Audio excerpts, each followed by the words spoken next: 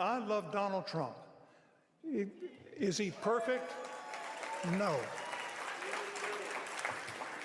But I love that guy. You'll save me again, won't you?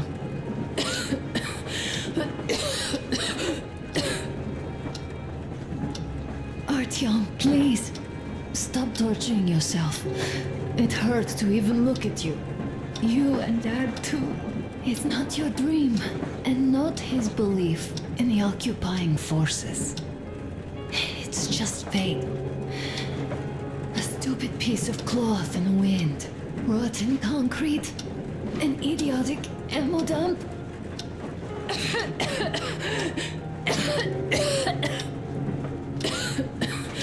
Artyom, you should go. I'll give her a shot. Let her sleep a bit.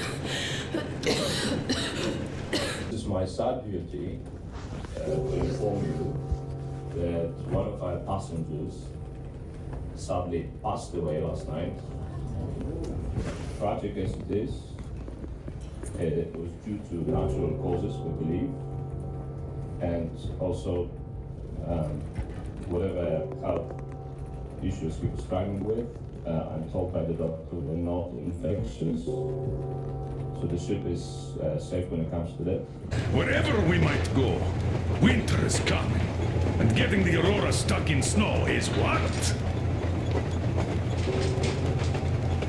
That's something we can't allow. Do you remember what Yermak said? Remind There's a them, huge please. railway technology museum at the city outskirts. We'll almost certainly find a snowplow for the Aurora there. So, gentlemen, your missions are to search the Academ Gorodok labs and prepare Aurora for the winter. Crew, get ready for the mission. Also, we are starting constant radiation level monitoring outside, effective immediately. Name is Amen Ren, spelled A-M-E-N-R-A. The Pharaoh said that when you pray to God, you must pray through the Son of God. Amen Ren.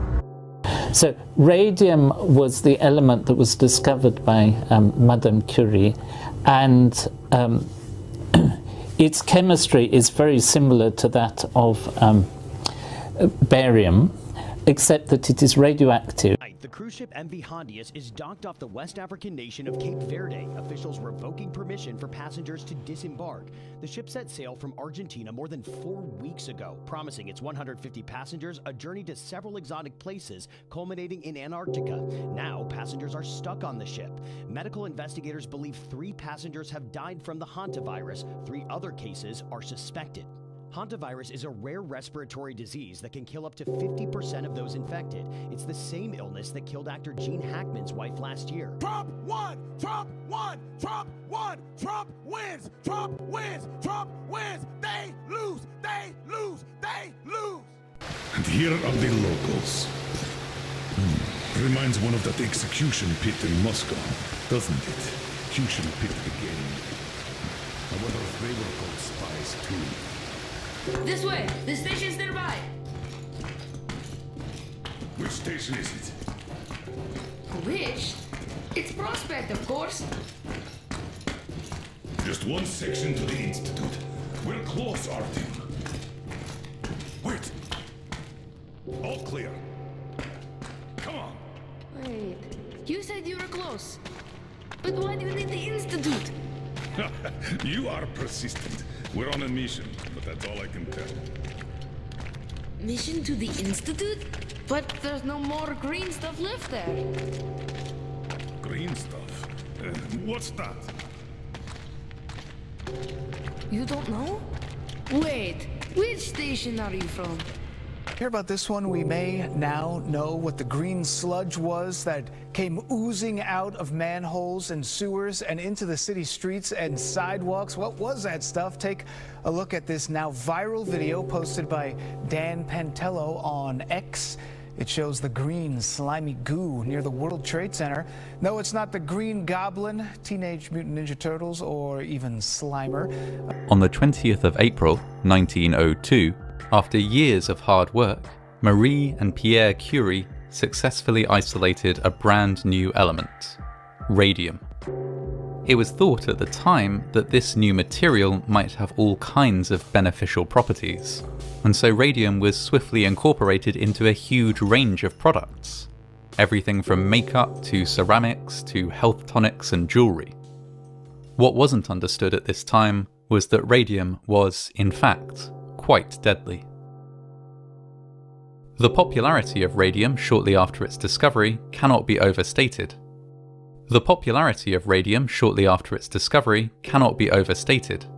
Radiation was something that wasn't well understood at the time, but which had positive associations. It was understood that radiation could be used to kill cancerous cells. This thing is simple. Just take a shot if you feel sick. Thank you. So, this is what had been keeping them all alive. Are you ready? Good luck. Remember why we are in this.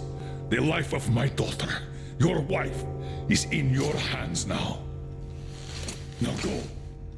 Study, we looked back at over 1,000 patients with lung cancer and melanoma who were treated with immune therapy at our institution. We found that those patients who happened to receive a COVID mRNA vaccine around the time they started that immune therapy lived significantly longer than patients who did not receive a vaccine.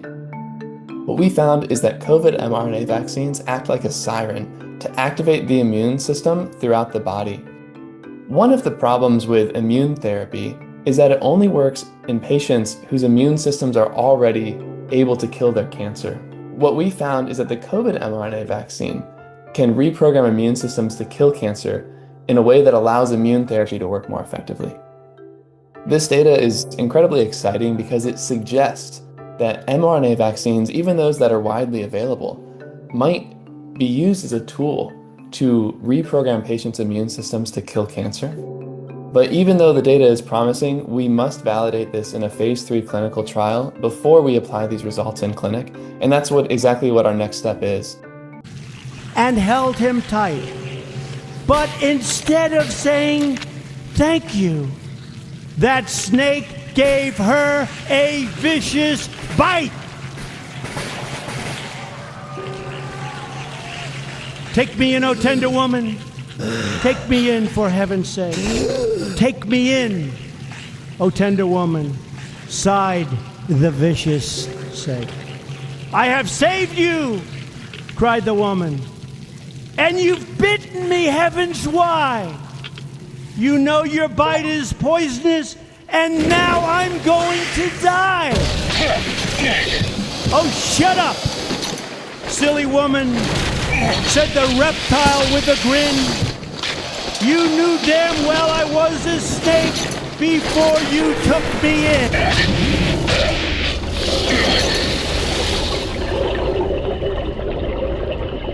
But the damaging effects it had on healthy cells weren't fully appreciated. Added to this was the fact that radium glowed, a visible effect that was quite extraordinary at the time, and which led many to believe that it must surely have some almost magical health-giving properties. Picking up on this, quack doctors were quick to promote radium as invigorating and curative. With this incorrect belief firmly entrenched, radium was soon included in everything. You could buy chocolate and other snacks laced with radium, or purchase a radium-coated crock in which to store your drinking water. Radium was added to makeup, to skincare products, to toothpaste and other toiletries. It was available to buy in the form of radium plasters, radium ointment, radium syrup, and even radium suppositories. Medicines that were touted as treating every ailment imaginable. You could even visit radium spas, where you would be exposed to the material in radium-infused baths and saunas. As the world descended into World War I, another use for radium came to the forefront. When infused into paint, it would make that paint glow in the dark. This made it an ideal material for coating watch faces, control panels, and instrument dials. Radium provided much-needed illumination for soldiers in the field, without them having to rely on lamps or other bulky equipment. From 1917, the demand for radium-coated dials skyrocketed. which was good news for the United States Radium Corporation. The company had been in the business of extracting and processing uranium for a few years. Now it expanded to mixing and applying radium-infused paint, a substance which they called Undark. With the war effort requiring an extraordinary number of luminous dials, business boomed. Within a year there were facilities in several states, including a plant in Orange, New Jersey, which specialised in the painting of dials. As the 1910s became the 1920s, hundreds of women who had worked as dial painters over the last few years started noticing pain in their teeth and jaws. Many were having to visit their dentists on a regular basis, and were losing teeth with each and every visit. They were constantly exhausted and in pain, and in some cases it was found that their jawbones were riddled with holes, reduced to a brittle, hollow honeycomb. When 22-year-old Molly McGeer passed away after years of pain in her jaw and teeth, her condition was written off as syphilis. The complaints of many other women were glossed over with the same explanation, despite symptoms that pointed to something quite different and more sinister. It was 1925 before any of the workers came to understand the devastating effect that the radium had had on their bodies. Grace Fryer had once been a dial painter. Now her body was quite literally falling apart. The bones of her spine crumbled and required a metal brace. Tumours and abscesses sprouted in her jaw, and she was in constant pain. The radium she had ingested while working had riddled her with cancer and weakened her bones. It would soon end her life. Furious, Grace and 4 of her colleagues moved to sue their ex-employer. For 2 years, however, no lawyer would take them seriously, despite their steadily worsening conditions. It was 1928 before the suit was finally filed. By this time, the demand for radium was on the decline, as people woke up to the dangers of radiation. Sales of radium-infused products fell still further when newspapers around the world printed details of Grace's story.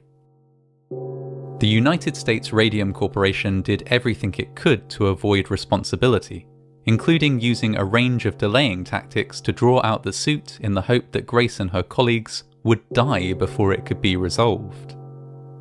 At the same time, they quietly issued workers with protective equipment, and advised against the practice of licking brushes to point them. It was the very definition of too little, too late. I want you to be there when you are here. So nice.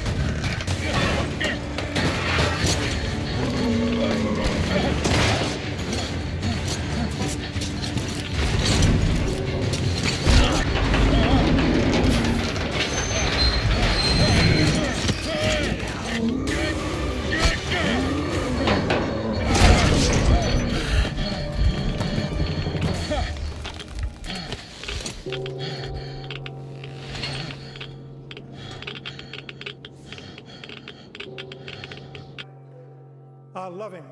And we'll only have one chance at this. We'll never get another president like Donald Trump. Never.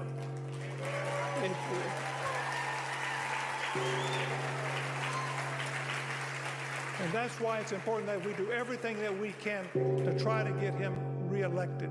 It's important that we do everything that we can to try to get him reelected.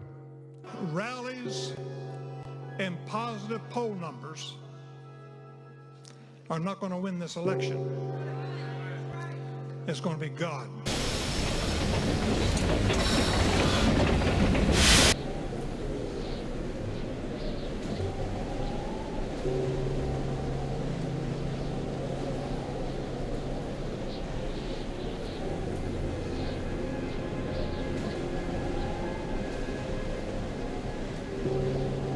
It's not fair. We found a place to be happy, and now you leave? We couldn't have the life we dreamed of, but you went and gave up everything for me. I hate you for that. I hate to see you go. I hate to stay here alone. But I will, because I love you. I love you so much. Goodbye, Artyom.